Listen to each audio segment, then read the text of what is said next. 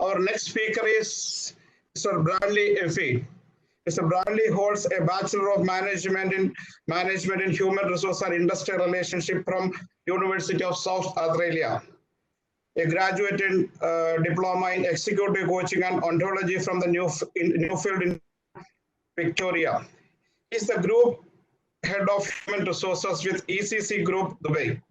He has held general management, human resources and operational leadership roles within blue chip international and private conglomerates. He has been the strategic direction and operational support in various industry sectors, including FMCG, construction, automotive, property, technology, engineering, manufacturing, mining, oil and gas, education. Within this environment, he has also led change in organizational design, performance management, company culture, HR effectiveness, employee engagement, and leadership effectiveness. Let us welcome Sri Bradley and hear about the challenges and opportunities the GCC countries are facing. Thank you, and good morning, everyone. Firstly, to Seagull International Management, thank you very much for the opportunity. I think it's a great initiative. To our first speaker, also thank you for your insights. Obviously, very much on a sort of more macroeconomic scale. I'm going to talk specifically about my experience and the impact or the opportunity as I see it in HR through this crisis. But what I did take out of it is I'm from Australia, so obviously a very different country to India. We have a population of just under 30 million. It's a big country, but small population. But even through this crisis, there's a lot of change in the dialogue in Australia about bringing more manufacturing back to Australia. You know, we're an island continent. We're very remote. Logistics is a major issue, and it's been highlighted during this COVID crisis, where there's been fights in supermarkets over, of all things, shortages in toilet paper and other household necessities, because the reality is about 60% of what people buy in Australia is made in China. And I think this crisis has really highlighted to people why having some of these essential goods manufactured in Australia is very important for our own home security. I think this will be a prominent issue across the world, and I think it'll create a lot of opportunities, again, as our first speaker spoke about bringing some of these manufactured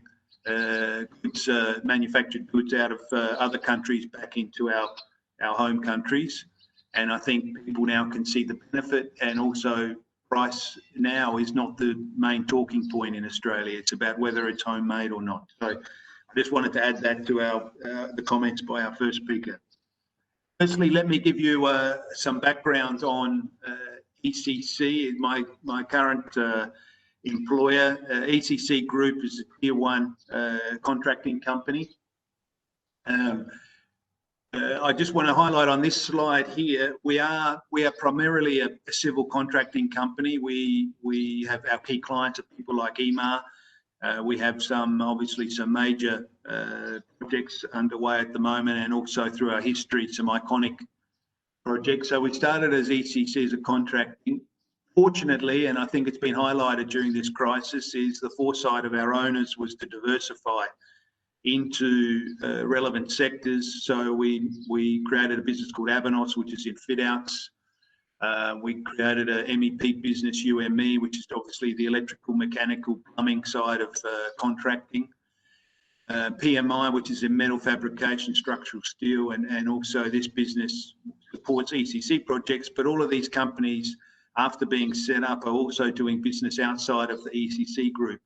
And a lot of these smaller companies that are pictured in this timeline here have really helped us manage to continue to operate and pick up small projects, of which we found in the current market there's been more opportunity for a combination of reasons. In some cases, you know, some companies, some hotel groups, for example, taking the opportunity to do fit outs, upgrades at smaller scale while they don't have customers. And so these projects have been able to keep some revenue coming in while some of our major projects have been put on hold. CoreServe on the next slide. Sorry, Aurora is our property development arm. Sorry, just go back to the previous slide. Sorry, but the timeline. Yeah. CoreServe is a facilities management company. So again, this is another example where we picked up a lot of work. Some of our competitors in this sector have gone out of business due to this. So it's created some opportunity for us to pick up their contracts. And then we have a few other related businesses in renovations and concrete, etc. Okay. So this diversity has really helped us at this time, managing to pick up and win some of these smaller contracts. And the next slide. Again, this is just some of our experience. I won't go through all the details, but you can see there's some iconic projects. The most recent one that's probably got international acclaim is our first, or the largest 3D printed building in the world, which was done for the Dubai municipality. So these are some of our iconic projects. The next slide. Let's keep going. It's, again, just to show some of the main projects here. Okay. All right. So, and obviously some of our partners, clients that we've worked with and continue to work with. Obviously, one of the challenges for us at this time is some of our larger clients like EMA have obviously reacted to the crisis. They've put some projects on hold. It's created a real problem for us. And although construction during this time has been one of the vital industries, so we've been able to continue to work in this crisis, excuse me, but in obviously at a much higher cost base because of, you know, limited capacity in buses, changes to our labour camps, and all the associated costs with the preventative measures to get people to work during this time, as well as dealing with COVID cases within our own workforce and the requirements to quarantine and so forth with that. Okay, next slide. Okay. So one of the good things about ECC is a very progressive thinking construction company. We've moved much more faster into technology than I think some of our competitors, particularly in the area of business information management, which has really helped us at this time in terms of making key decisions. Next one. We were also the first contracting company to be officially certified of the USA for lean construction, and we've trained now around 50 of our leaders across the company. And again, these lean principles have really helped us be in a good position to manage through this COVID crisis. Okay, next one. And I guess the highlight here is that we have already invested and continue to invest in technology, and I'll talk a little bit more about how that's helped us to some extent during this COVID crisis. Okay. Okay, so maybe if I can just go to, so what I wanted to talk about in the next presentation, I don't know, do you have it there? So that's the presentation that we had shared, that you had shared. Okay. Can I share my screen? Yes, please. It's not, normally it's next to the video button. Correct. Yeah, but it's not highlighting. It's not allowing me to click on it.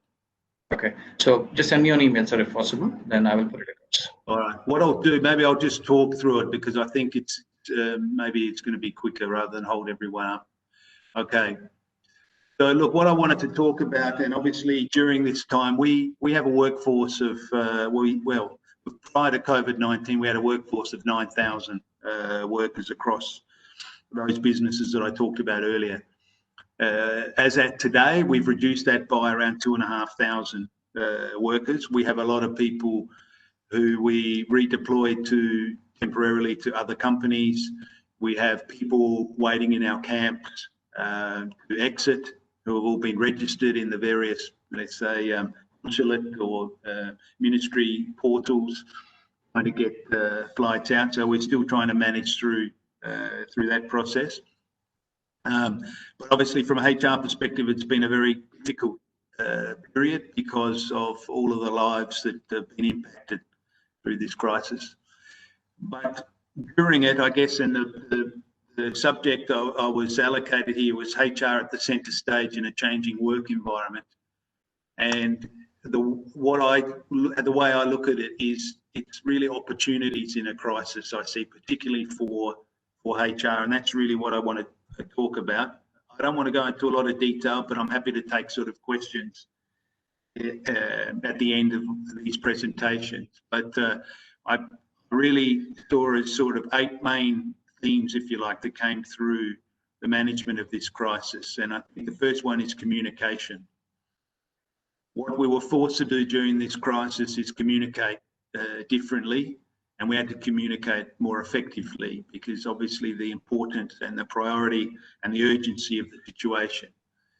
So one of the opportunities here is we were able to establish very different communication protocols, including mass communication quite effectively through Microsoft Teams to relay any important and urgent messages, using vehicles like WhatsApp, particularly amongst our labour workforce, to get messages out there in a timely, effective and controlled manner, and particularly for workers, because there's a lot of misinformation, not just workers, also for staff. People read news articles, which I've found through this crisis are terribly unreliable, even if they're from some reputed newspapers or news sites in the UAE. And constantly I'm reminding people, don't believe what you read in the news. It'll come, if it's official, it'll come from the ministry or it'll come from the HR department within ECC. So again, people are now feeling more comfortable and more trusting of the information that comes from the company rather than what they read through some of these medium. The other thing that's happened is coming back to work, people are thinking differently about how to communicate with each other and where to get their information from. So I think that's created a real opportunity for HR to be front and centre with the communication and managing that communication across the group and creating that belief and trust in the workforce with the management of the company. The second one is the leadership assessment. I always have a view, and I've seen it time and time again, is the best way to assess leadership is not necessarily in your day-to-day interactions that you have with the leaders, but what they do outside of that day-to-day activity. And whether it be in training sessions or casual conversations, or in fact, what they've done during this COVID crisis. And, certainly from my perspective, and again, it'd be interesting to reflect on your own observations, is that some of the people that stand up in the crisis surprise you. And you can identify some leadership in people that maybe ordinarily don't speak up because, maybe their personality type, or that maybe they have a strong-willed supervisor who doesn't necessarily let them have that voice. But when you start communicating differently and you have more forums and you share more information and you ask for people's feedback in this type of crisis, some of those people will surprise you. And for me, certainly in my discussions with our senior management, we've highlighted some people that have really stood up at this time and definitely will be focused on more in the future for leadership development and opportunity. The third one is remote working. And I think we all, well, I don't know about all of us, but I think most of us thought that remote working should be something that's considered more in organisations. But I think because of maybe traditional views, maybe some fear of people will abuse the situation, that it wouldn't work. And I think clearly what the opportunity that came out of this crisis is that it does work. I think in some cases, and I know for myself, in certain circumstances, I found myself much more productive at times working from home. And I think a lot of people and managers found it a good way to quickly get issues resolved rather than having face-to-face meetings, getting people to come into the office or meet at a project site in our case. You can get everyone you need together in one chat, and if they're not in that chat, you can make a quick call and they're there. So I think, again, there's a learning out of that we can use this tool in combination with people being office-based or physical meetings. That will make us more productive, and I think help us make better and faster decisions. The fourth point is training. And again, there's an opportunity, which we did during this crisis, to invest in training. And not so much investing, we didn't invest a lot of money because there wasn't a lot of money. Our cash flow was a problem and still is to date. However, we had time, we had people, we had workers idle, we had, you know, obviously supervisors available. So what we did, we invested in training. And not sophisticated training in a lot of cases. We simply, what we did is we recognised where our skill shortages were, and we took the opportunity to identify the people we could to upskill to close that gap. And now we have in our critical skill areas groups of people now that have been trained so that when our projects resume, and we think also after this crisis we will pick up new projects because again some of our competitors won't survive. So we will take this opportunity to train them, and when we're ready to take on more work, we will have this skill base ready and ready to deploy and effective. The fifth point, performance management. What, again, from a HR perspective, it's a good business case, again, to use the COVID as an example, because at the start of this, when we first took initiatives, which was back in March, to reduce our cost, we needed reliable data, and our data was pretty good, but it wasn't great. And again, it identified for us an opportunity to invest more in our systems and our data management, and also robotic process automation to ensure our data was more readily available, on time and up to date and accurate. So now there's a much greater desire to ensure we invest more in this area so we can make these decisions faster, and particularly around things like performance management. How can we get the most up-to-date data? If we have to make decisions on who to let go, how do we make sure we pick the right people? Again, an opportunity for HR to make a business case to say, now we saw during COVID how important this type of data is. So this is the next point, point 6. Again, related to data, we identified some weak spots, particularly in our certain skill categories. We didn't have enough data to really decide quickly who were the right people to keep and who were the right people to let go. Point 7 was around efficiency. In my experience, which I've been in HR now nearly 30 years, always, unfortunately, it takes a crisis to really sometimes know how efficient your organisation can be.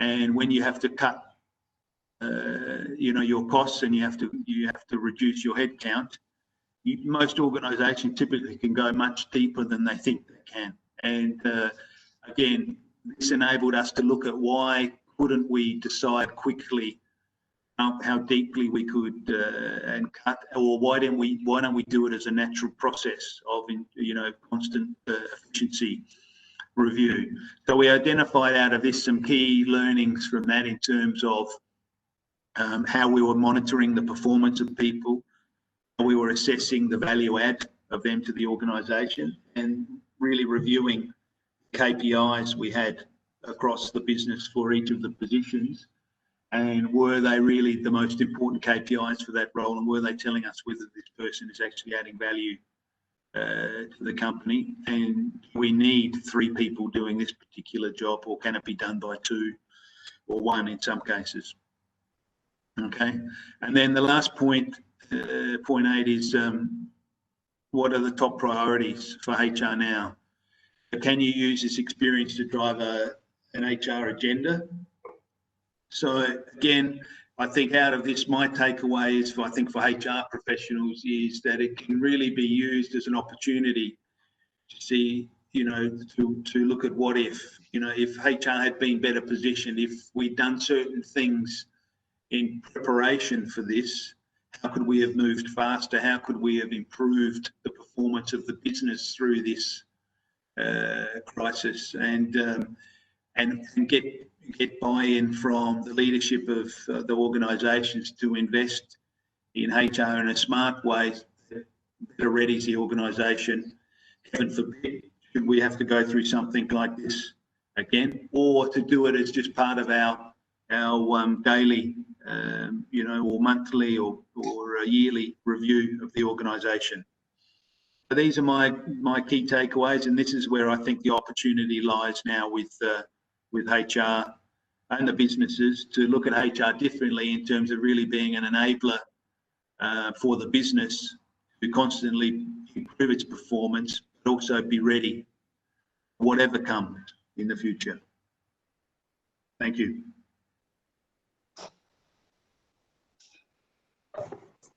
Thank you very much, Mr. Bradley, for the detailed narration. As you well said, that actually the digitalization is going to play a major role in the recruitment industry too. There will be a transformation in the workplace, working module, and work culture. Once again, thank you. Seagull International Human Resource Consultants. Bridging the gap between dream and reality.